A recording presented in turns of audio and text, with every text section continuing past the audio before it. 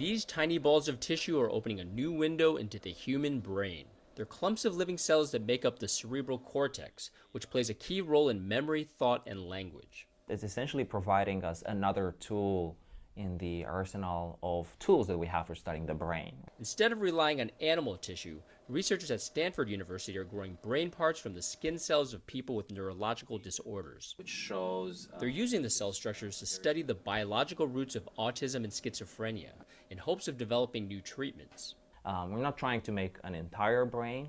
Right? What we're trying to do is we're trying to make very specific parts of the brain that are important for very specific diseases and study those in isolation in a dish.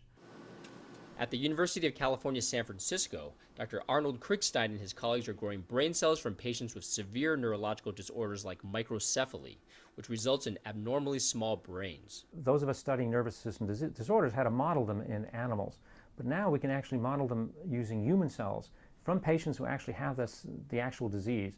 The lab-grown brain structures are part of a larger movement over the past few years to produce organoids, miniature versions of the body's organs.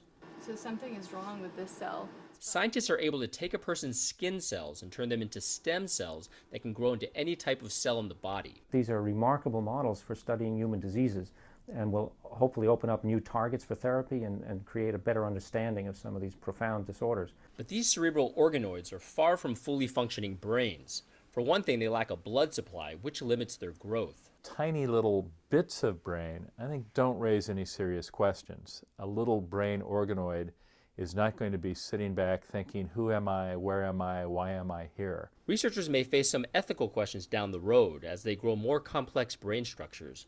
But for now, the focus is using the new technology to deepen our understanding of the human brain. Terry Che, Associated Press, San Francisco.